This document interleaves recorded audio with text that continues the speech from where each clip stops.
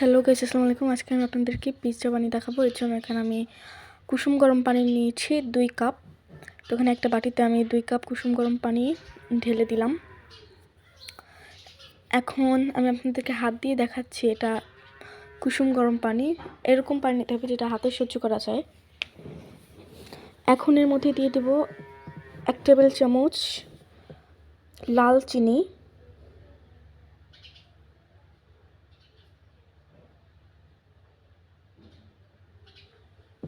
এরপর দিয়ে দিচ্ছি 1 চামচ ইস্ট।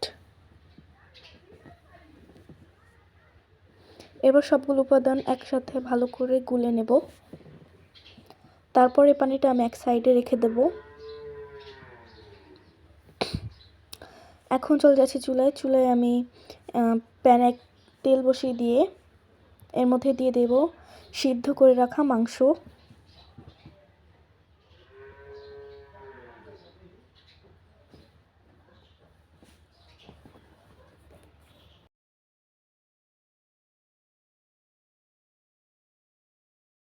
এখন এর মধ্যে দিয়ে দিচ্ছি স্বাদমতো লবণ।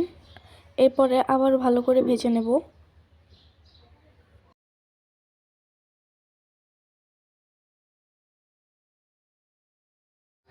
তারপরে দিয়ে দিচ্ছি এভাবে কেটে রাখা পেঁয়াজ।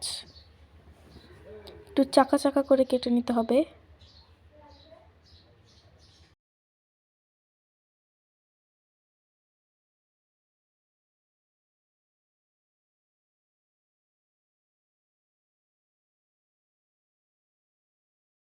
তারপর এখানে দিয়ে দিয়েছি সবুজ ক্যাপসিকাম।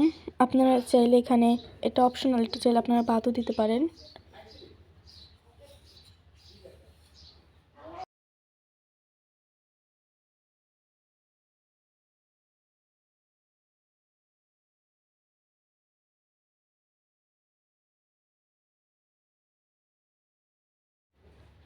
তো দেখেন আমার এটা ভাজা হয়ে গেছে। এখন আমি তুলে নেব।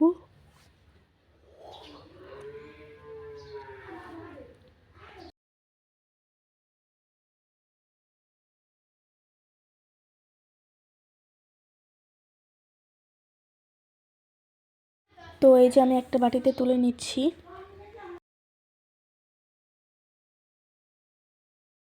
এরপর আমি আরেকটা বাটিতে 2 কাপ ময়দা নিয়ে নিয়েছি।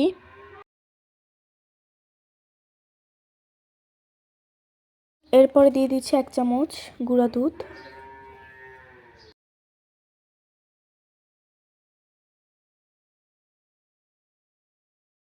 এখন এই উপাদানগুলো ভালো করে মিশিয়ে নেব।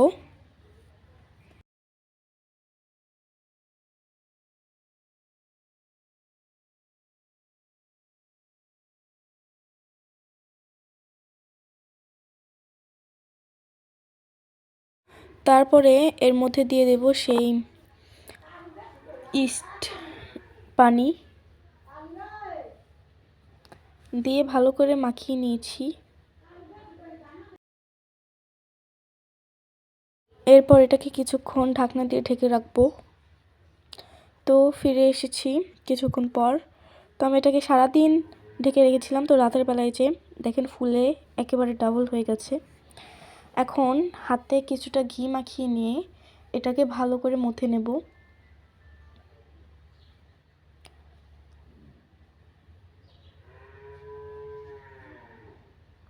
তো আমি যে প্লেটে পিৎজাটা বানাবো সেই প্লেটেও আমি কিছুটা ঘি মাখিয়ে নিয়েছি। কিছুটা না, বেশ কিছুখানি ঘি দিয়েছি আমি এখানে, এতে পিৎজাটা ভালো হবে।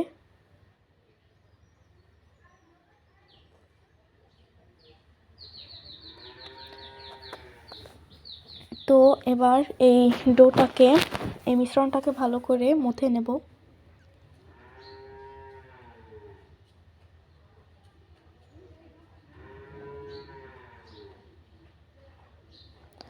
আর এভাবে চারিদিকে ছড়িয়ে দেব। তো এবার সাইড দিয়ে এভাবে আঙুল দিয়ে চেপে দিচ্ছি। সাইড দিয়ে একটু উঁচু থাকবে আর মাঝেরটা থাকবে সমান।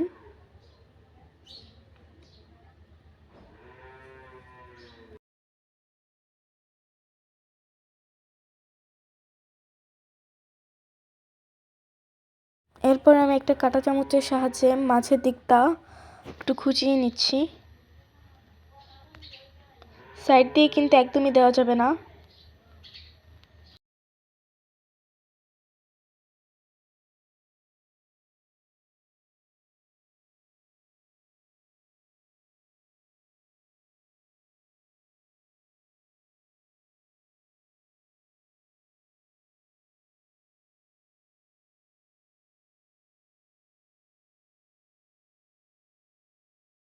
কুচিয়ে নেওয়া হয়ে গেলে এখন এর মধ্যে দিয়ে দেবো টমেটো সস।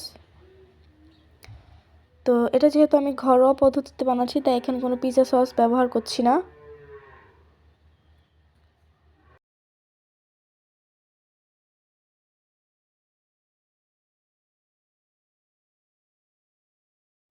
এরপর একটা চামচের সাহায্যে চারিদিকটা ছড়িয়ে দিচ্ছি।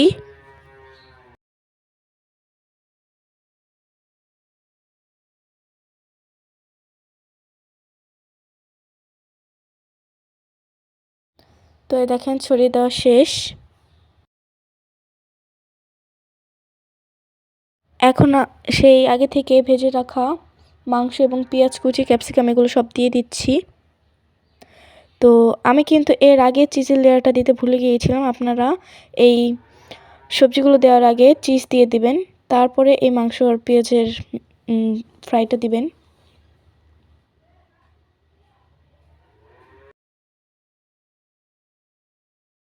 তো এখানে আমি এই মজুরালা চিজটা ব্যবহার করছি। এখন এর মধ্যে গ্রেট করে রাখা সেই চিজটা দিয়ে দেব। তো এই যেই চিজটা, এটা আপনারা যত বেশি দেবেন তত ভালো লাগবে খেতে।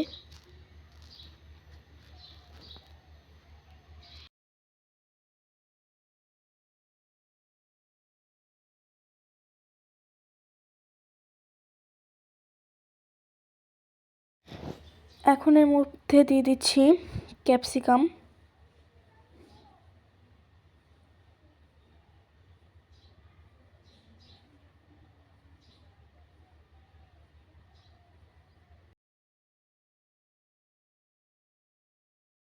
ক্যাপসিকাম দেওয়া হয়ে গেলে এর প্রতি আরেকটু চিজ দিয়ে দিচ্ছি।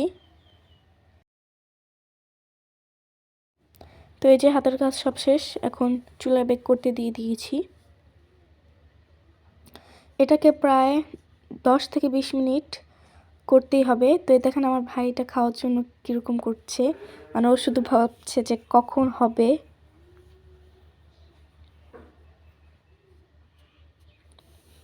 তো ফাইনালি হয়ে গেছে, এখন চুলা থেকে নামিয়ে নিচ্ছি।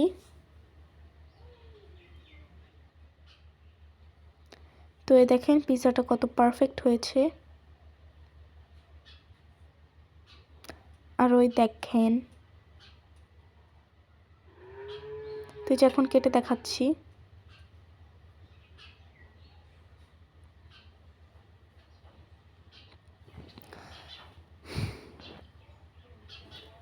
এই যে এটা খেতে আসলেই খুব মজা হয়েছিল, মানে খেতে মানে একদমই বাজারেরটার মতো হয়েছিল। একদমই বোঝা যাচ্ছিল না যে এটা বাসায় বানানো, এতটা টেস্টি হয়েছে। তো আপনারা বাসায় ট্রাই করবেন। আজকের ভিডিও এ পর্যন্তই। আল্লাহ হাফেজ।